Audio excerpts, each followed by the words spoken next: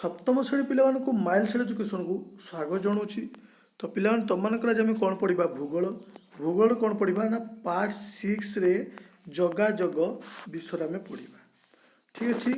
ତ ତା ପୂର୍ବରୁ କ୍ଲାସ୍ଟିକୁ ଆମେ ପାର୍ଟ 1, 2, 3, 4, 5ରେ କ୍ଲାସ୍ଟିକୁ କଣ୍ଟିନ୍ୟୁ କରିଛୁ। ଯେଉଁମାନେ କି ତୁମର ଗୋଟେ ଷଷ୍ଠ ଅଧ୍ୟାୟ ଜାଣିପାରୁଛ ତ, ଯେଉଁ ପିଲାମାନେ ଜାଣିପାରୁନ ଏଇଟା ତାର ଷଷ୍ଠ ଅଧ୍ୟାୟ ଯୋଗାଯୋଗ ପରିବହନ ହେଲା, ସେଇ ବିଷୟଟା ଆମେ ପଢ଼ୁଛେ। ତ ଏଇ ଯେଉଁ 5ଟି ପାର୍ଟର କ୍ଲାସ୍ଟି ହେଇଛି, ଯାହା ଯେଉଁମାନେ ବି ଦେଖିନାଉ ନା, ଆମ ଚ୍ୟାନେଲକୁ ଯେଉଁମାନେ ବି ନୂଆ ଭିଜିଟ୍ କରିଛ ଆମ ଚ୍ୟାନେଲକୁ ପ୍ରଥମେ ସବସ୍କ୍ରାଇବ୍ ଟିକେ କରିଦିଅ। ତାପରେ କ'ଣ କରିବ, ସବୁ କ୍ଲାସ୍ ଗୁଡ଼ିକୁ ଦେଖିବା ପାଇଁ ଆମ ଚ୍ୟାନେଲ ପ୍ଲେଲିଷ୍ଟକୁ ଯାଅ। ପ୍ଲେଲିଷ୍ଟରେ ସବୁକିଛି ଭିଡ଼ିଓ ଅପଡ଼େଟେଡ଼ ହୋଇଯାଇଛି। କ୍ଲାସ୍ ଗୁଡ଼ିକୁ କଣ୍ଟିନ୍ୟୁ ଭାବରେ ଦେଖ।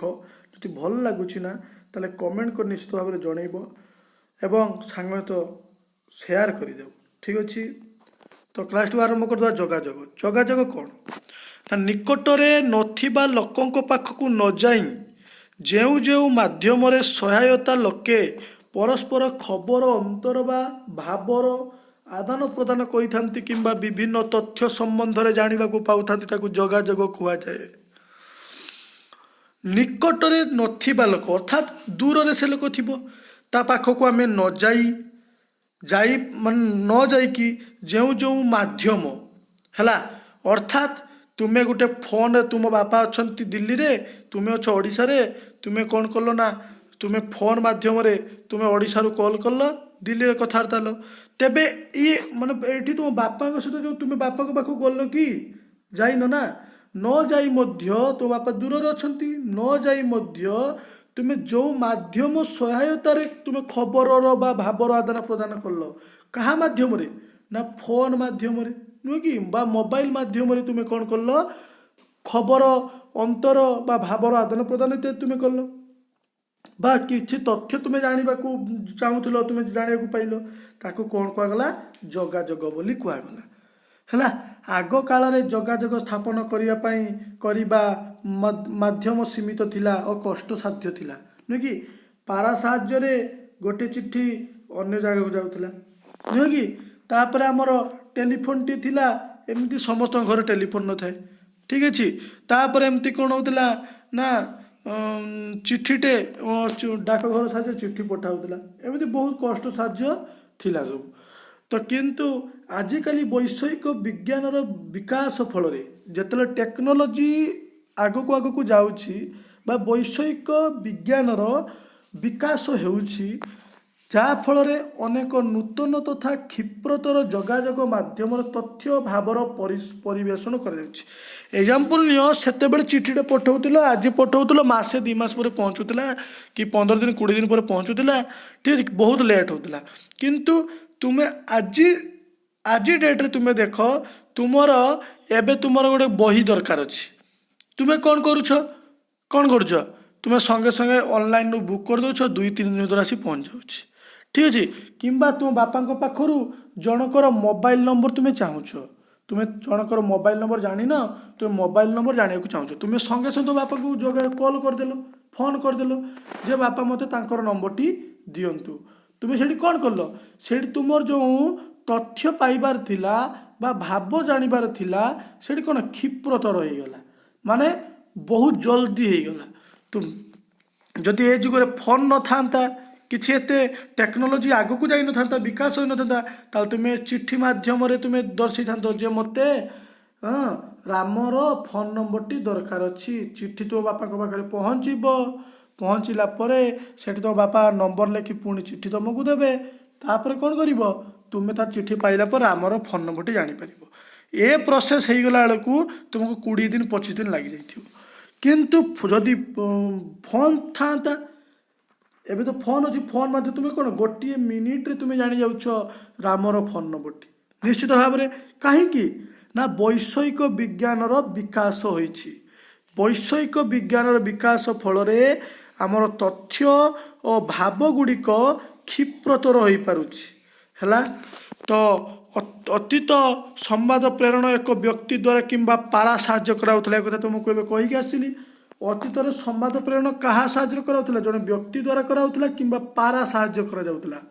राजा माने सेमानकर युद्ध जयर खबर कौन उच्च स्थान रे निया जाली किंबा तांकर आदेश बा निर्देश राजकर्मचारी माने बाह्य बा धेंडुरा बजाई राज्यवासी को जनाउथिले। जेतेबेले राज्य जय होउतला कौन राजांकर युद्ध जय होउतला उच्च स्थान निया जालिबे देखिले समस्त जे हाँ निया जलिला ताने आम राजा माने युद्धर जय करिसंती बुझिला। किंबा तांकर आदेश व निर्देश क्रमे राजकर्मचारी माने वाद्य बजाइबे बा धेंडुरा बजाइबे राज्यवासी को बाजा बाजिले जानिबे जे कोन आमे विजय लाभ करिछु। तापरे एहा परे पृथ्वी रे विभिन्न देश रे डाक सेवा कार्य आरंभ होला। जेतले पारा लोक मानक साहाय्य रे हमर कोन ला कथावार्ता बा जो आमर वार्ता गुड़िक लोक मान पाखे पहुँची पारुला तापर पर कौन ला डाक सेवार कौन ला कार्य आरंभ होला।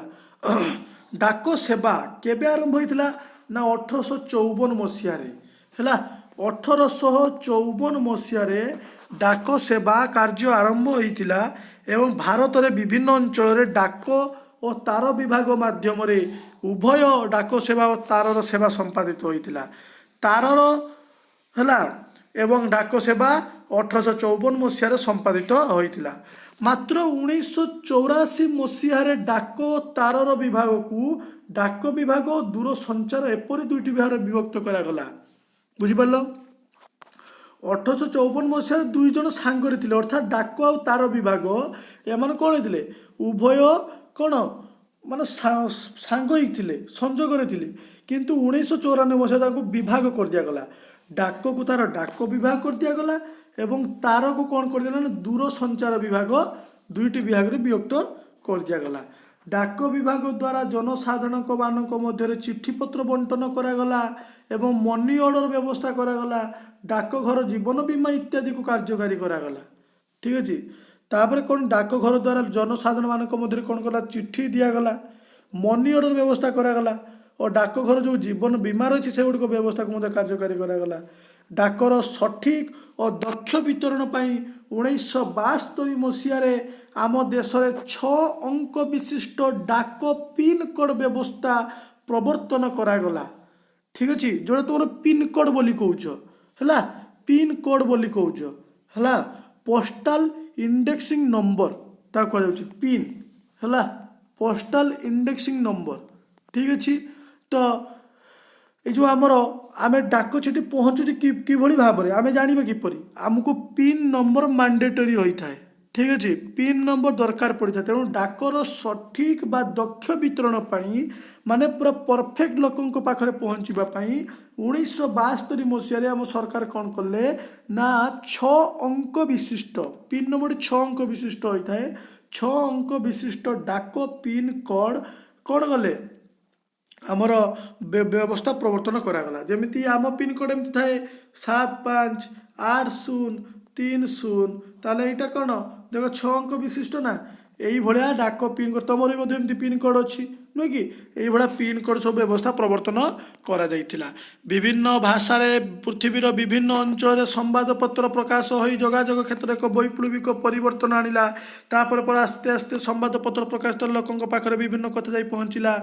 आम देश में मुंबई प्रकाशित गुजराटी दैनिक बॉम्बे समाचार सर्वप्रथम संवादपत्र आम देश में कौन हो सर्वप्रथम संवादपत्र नाम कौन बॉम्बे समाचार। सेहीपरि 1866 मसीह गौरीशंकर राय संपादन में प्रकाशित उत्कल दीपिका को ओडिशार प्रथम संवादपत्र भाव में ग्रहण कराए। तेज ओडिशार प्रथम संवादपत्र नाम कौन ना उत्कल दीपिका मन रख उत्कल दीपिका केते मसीह से संपादन मान प्रकाशित होता 1866 मसीह एवं कहाँ संपादन रही ना गौरीशंकर राय को संपादन रही बुझीला। 3टी क्वेश्चन नहीं पार आम देश में 92टी भाषार संवादपत्र प्रकाशित होता है है परीक्षा क्वेश्चन आसपर आम देश में केतोटी भाषार संवादपत्र प्रकाशित होता है 92 गोटी भाषार संवादपत्र प्रकाशित होता है। हिंदी भाषा सर्वाधिक संवादपत्र प्रकाशित होता है। जो हिंदी भाषा ना सबुठ अधिक संवादपत्र प्रकाशित होता है। इंग्रेजी भाषा अनेक संवादपत्र प्रकाशित होता है। संवादपत्र आंचलिक तथा आंतर्जातीय संवाद प्रकाशित होता है। जो संवादपत्र निज अंचल संवाद एवं विभिन्न इंटरनेशनल तथा आंतर्जातिक संवाद इत्यादि प्रकाशित से होता है। दूरसंचार माध्यम ଦୂରସଞ୍ଚାର ମାଧ୍ୟମରେ ଟେଲିଫୋନ୍ ଓ ଟେଲିଗ୍ରାଫ ବ୍ୟବସ୍ଥା ପ୍ରବର୍ତ୍ତନ କରାଗଲା। ଠିକ୍ ଅଛି। ଏବଂ 1851 ମସିହାରେ କୋଲକାତା ଓ ଡାୟମଣ୍ଡ ହାର୍ବର ମାଧ୍ୟମରେ ପ୍ରଥମେ ଟେଲିଗ୍ରାଫ ସେବା ଏବଂ 1881 ମସିହାରେ ପ୍ରଥମେ ଟେଲିଫୋନ୍ ସେବା ଆରମ୍ଭ କରାଯାଇଥିଲା। ତେବେ 1851 ମସିହାରେ କ'ଣ କରାଗଲା, କୋଲକାତା ଓ ଡାୟମଣ୍ଡ ହାର୍ବର ମାଧ୍ୟମରେ କ'ଣ ଟେଲିଗ୍ରାଫର ସେବା ବ୍ୟବହାର କରାଗଲା। ଏବଂ 1881 ମସିହାରେ କ'ଣ କଲା, ଟେଲିଫୋନ୍, ଯେଉଁଟା ତୁମେ ଫୋନ୍ ମାଧ୍ୟମ ତାର ମାଧ୍ୟମରେ ତୁମେ କଥାବାର୍ତ୍ତା, ବେତାର, ଠିକ୍ ଅଛି, ବା ବେତାର ତାକୁ କୁହାଯାଉଛି ହେଲା। 1881 ମସିହାରେ ତୁମେ ଟେଲିଫୋନ୍ର ସେବା ଆରମ୍ଭ ହୋଇଥିଲା। ଏହାଦ୍ୱାରା ପୃଥିବୀର ବିଭିନ୍ନ ଦେଶ ସହିତ ସମ୍ପର୍କ ସ୍ଥାପିତ ହେଲା। ଯେତେ ଆସ୍ତେ ଆସ୍ତେ ଟେକ୍ନୋଲୋଜି ଆଗକୁ ଗଲା ସେତେବେଳେ ବିଭିନ୍ନ ଦେଶ ସହିତ ସମ୍ପର୍କ ମଧ୍ୟ ସ୍ଥାପିତ ହେଲା। ଏହା ବ୍ୟତୀତ ଟେଲେକ୍ସ ହେଲା ସେବା ମଧ୍ୟ ପ୍ରଚଳନ କରାଯାଇଛି। ସେହିପରି ବେତାର ବା ରେଡ଼ିଓ ମାଧ୍ୟମରେ ଦେଶ ବିଦେଶର ସମ୍ବାଦ ପରିବେଷଣ କରାଗଲା। ଠିକ୍ ଅଛି। ବେତାର, ରେଡ଼ିଓ, ଠିକ୍ ଅଛି, ତା ମାଧ୍ୟମରେ ମଧ୍ୟ କ'ଣ କରାଗଲା, ସମ୍ବାଦପତ୍ର ପରିବେଷଣ କରାଗଲା। ଟେଲିଫୋନ୍, ବେତାର, ଠିକ୍ ଅଛି, ଏବଂ ଆମର ଟେଲିଗ୍ରାଫ, ଠିକ୍ ଅଛି, ଏସବୁ ମାଧ୍ୟମରେ କ'ଣ କରାଗଲା ନା ସମ୍ବାଦ ପରିବେଷଣ କରାଯାଇପାରିଲା। ଠିକ୍ ଅଛି। ଭାରତରେ 1936 ମସିହାରେ ଏହାକୁ ଭାରତୀୟ ବେତାର କୁହାଗଲା।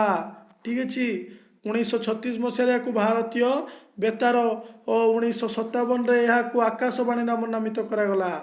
ତେବେ ଏଇ ଯେଉଁ ଭାରତରେ 1936 ମସିହାକୁ କ'ଣ କୁହାଗଲା ନା ଭାରତୀୟ ବେତାର ବୋଲି କୁହାଗଲା। 1957 କ'ଣ କୁହାଗଲା, ଆକାଶବାଣୀ ନାମରେ ନାମିତ କରାଗଲା। ଠିକ୍ ଅଛି। ତ ୱାୟାରଲେସ୍ ଓ ଫାକ୍ସ ମାଧ୍ୟମରେ ମଧ୍ୟ ସମ୍ବାଦପତ୍ର ସମ୍ବାଦ ପ୍ରେରଣ ସହଜ ଓ ତ୍ୱରାନ୍ୱିତ ହୋଇପାରିଲା। ଠିକ୍ ଅଛି।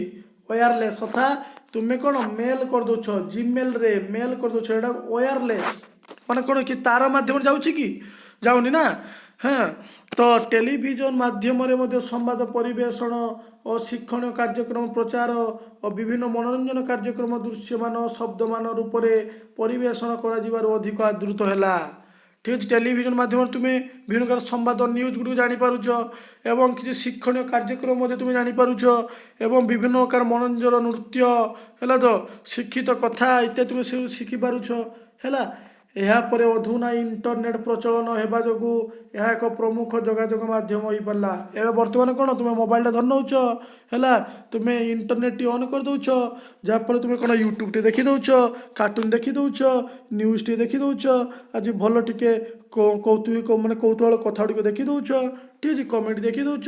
ଏସବୁ କାହା ଯୋଗୁଁ ହୋଇପାରୁଛି ନା ଇଣ୍ଟରନେଟ୍ ଯୋଗୁଁ ହୋଇପାରୁଛି। ଦୂରଦର୍ଶନ, ଇଣ୍ଟରନେଟ୍ ଇତ୍ୟାଦି ଦୃଶ୍ୟ ଶ୍ରାବ୍ୟ ମାଧ୍ୟମ ଏଇଠାରୁ ଲୋକମାନଙ୍କ ମନରେ ଅଧିକ ପ୍ରଭାବ ପକାଇ ପାରିଥାଏ। ସେଥିପାଇଁ ଏହାକୁ ସର୍ବଶ୍ରେଷ୍ଠ ଶକ୍ତିଶାଳୀ ଗଣମାଧ୍ୟମ ବୋଲି କୁହାଯାଇଥାଏ। ତେବେ ଇଣ୍ଟରନେଟ୍କୁ ସର୍ବଶ୍ରେଷ୍ଠ ଓ ଶକ୍ତିଶାଳୀ ଗଣମାଧ୍ୟମ ବୋଲି କୁହାଯାଇଥାଏ। ଆଜିକାଲି ସେଲ୍ୟୁଲାର ବା ମୋବାଇଲ ଫୋନ୍ ସାହାଯ୍ୟରେ ଦେଶର କିମ୍ବା ବିଶ୍ୱ ଲୋକମାନଙ୍କ ସହିତ ଯୋଗାଯୋଗ କରାଯାଉଛି, ନୁହେଁ କି। ଆଜିକାଲି ସେଲ୍ଫୋନ୍, ଯେଉଁଟା ତୁମର ମୋବାଇଲ ଫୋନ୍ ସାହାଯ୍ୟରେ ତୁମେ କ'ଣ ଦେଶ ବିଦେଶରେ ଥିବା ଲୋକମାନଙ୍କ ସହିତ ତୁମେ ଯୋଗାଯୋଗର ସୁବିଧା କରାଯାଇପାରୁଛି। SMS ସାହାଯ୍ୟରେ ଭାବ ଓ ତଥ୍ୟର ଆଦାନ ପ୍ରଦାନ ମଧ୍ୟ କରାହେଉଛି, ନୁହେଁ କି। ଯେଉଁ SMS କରିଦେଉଛ, ମୋତେ ଗୋଟେ ମେସେଜ୍ କରିଦେ, ମୁଁ ଜାଣିଦେବି ତୁ କ'ଣ ଆମର ଲେଖିକି କ'ଣ କହିଲୁ ହେଲା, ତୁ କ'ଣ ପଢ଼ିଛୁ ଆଜି ମୋତେ ମେସେଜ୍ କରିଦେ, ଫଟୋ ଉଠେଇ ପଠାଇଦେ। ଠିକ୍ ଅଛି। ଏମିତି ଆମେ କହିପାରୁଛୁ, ଗୋଟେ ଏକ୍ଜାମ୍ପଲ୍ ନେଇଗଲେ, ନୁହେଁ କି। ତ କ'ଣ SMS ସାହାଯ୍ୟରେ ଆମେ ଜଣକୁ ୱିଶ୍ କରିପାରୁଛୁ, ତାର ଜନ୍ମଦିନର ୱିଶ୍ ମଧ୍ୟ କରିପାରୁଛୁ, ତାର ଆମେ ଗୁଡ଼୍ ମର୍ଣ୍ଣିଂ ବୋଲି ଆମେ ୱିଶ୍ କରିପାରୁଛୁ। ତେବେ ଆମ ନିଜର ଭାବ ଏବଂ କିଛି ତଥ୍ୟର ବିବରଣୀ ଆମେ ଆଦାନ ପ୍ରଦାନ କରିବାରେ ସହଜ ହୋଇପାରୁଛୁ। ଆମର ପୃଥିବୀ ଅତ୍ୟନ୍ତ ବିରାଟ, ନୁହେଁ କି। ଆମର ପୃଥିବୀଟା ଅତ୍ୟନ୍ତ ବିରାଟ। ଅତୀତରେ ଭାରତରୁ ଆମେରିକାକୁ ଖବର ପଠାଇବା ହୁଏତ ଅସମ୍ଭବ ଥିଲା ବା ଏଥିପାଇଁ ଅନେକ ସମୟ ଏପରିକି ମାସ ସମୟ ଲାଗୁଥିଲା, ନୁହେଁ କି। ଆମ ପୃଥିବୀଟା ବହୁତ ବଡ଼।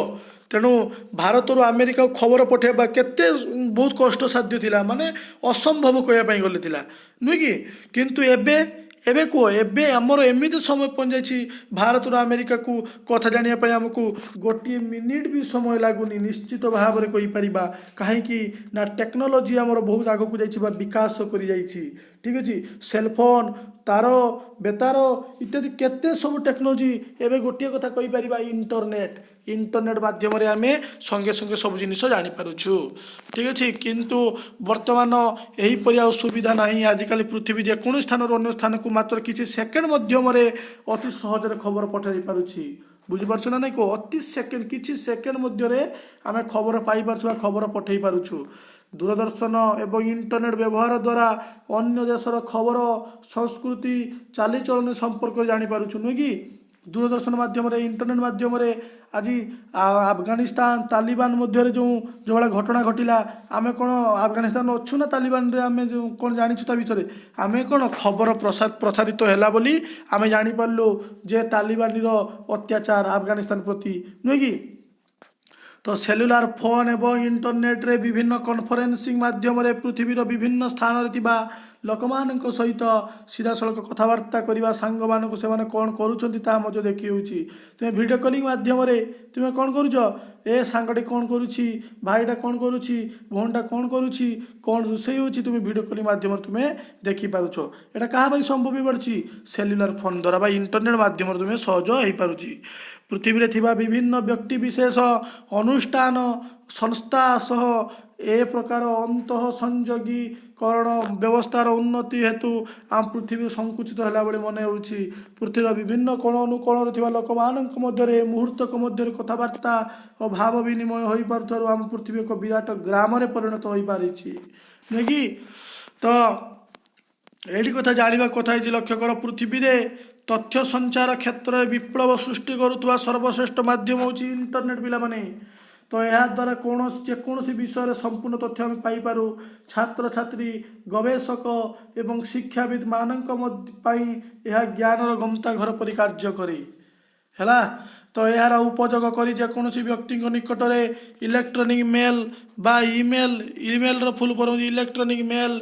ठीक अच्छे हाँ यही ईमेल रे खबर सांग को फोटो चलचित्र पठा जाई पारे नुहे कि इंटरनेट साहाय्य रेलर स्थान और विमानर स्थान संरक्षण और होटेल प्रेक्षालय स्थान संरक्षण कराऊँच नुहे कि रिजर्व कर दौ गोटे होटेल रिजर्व करदे है गोटे होटेल रूम बुक करदे गोटे टिकट आम फिल्म टिकट बुक करदे गोटे एरोप्लेन आम प्लेन गोटे टिकट बुक करदे रेल आम ट्रेन गोटे टिकट बुक करदे ये सब कौन कर तुम्हें इंटरनेट साहाय्य तुम्हें कर नुहे कि आउ तुम रेल स्टेशन जावाक पड़ूनी एयरपोर्ट जावाक पड़ूनी तुम कौन होटेल जावाक पड़ूनी हाँ तुमको फिल्म हॉल जावाक पड़ूनी तुम्हें घरे बसी तुम्हें मोबाइल साहाय्य इंटरनेट साहाय्य तुम्हें सबकिछि कर नुहे कि इंटरनेट बैंकिंग सेवार व्यवहार कर लोके घरे बसी क्रय विक्रय फोन बिल और विद्युत बिल जमा कर नुहे कि तो इंटरनेट गुरुत्वपूर्ण भूमिका रही है तो क्लास टी को कंप्लीट हो गला